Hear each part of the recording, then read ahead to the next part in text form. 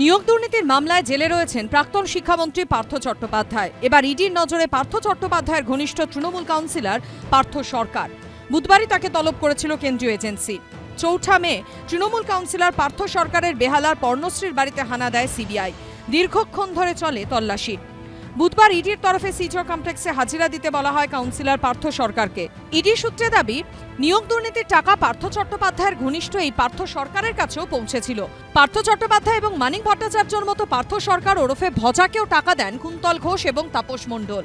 কুন্তল তাপসকে জেরায় এই তথ্য উঠে আসে বলে ইডি সূত্রে দাবি।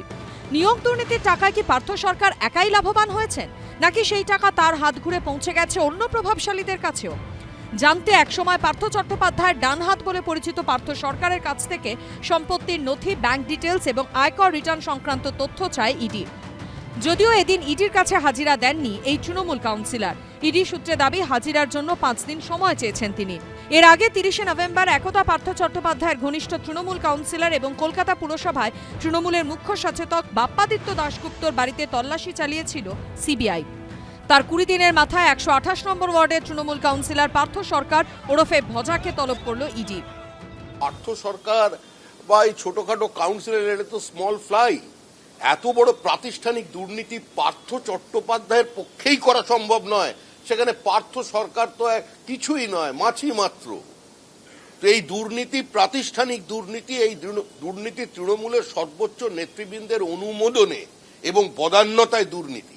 সুতরাং এই দুর্নীতিতে পার্থ সরকারকে খুঁজে কোনো লাভ নেই। মানুষ চাইছে, সুপ্রিম কোর্টও চাইছে যে বড় মাথাদের খুঁজে বার করতে হবে। এটা সম্পূর্ণ তদন্তের বিষয়।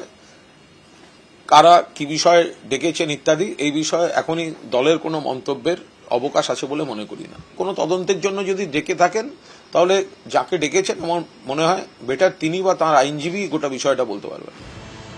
৩০ নভেম্বর বিধাননগর পুরসভার মেয়র পরিষদ দেবরাজ চক্রবর্তীর বাড়িতেও সিবিআই তল্লাশি চালিয়েছিল। এবার নিয়োগ দুর্নীতির মামলায় ইডির নজরে আরও এক তৃণমূল কাউন্সিলর।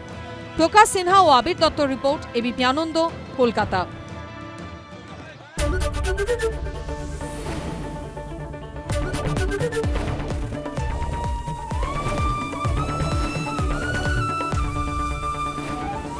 এবিপি আনন্দ, এগিয়ে থাকে, এগিয়ে রাখে।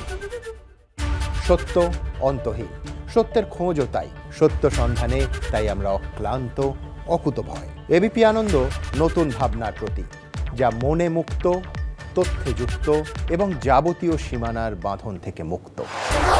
সীমা না শব্দটির মধ্যে লুকিয়ে আছে মানা শব্দটি, যেন চোখ রাঙানি এক অদৃশ্য বেড়াজাল, যা আটকে রাখে আমাদের এক ছোট্ট গণ্ডির মধ্যে।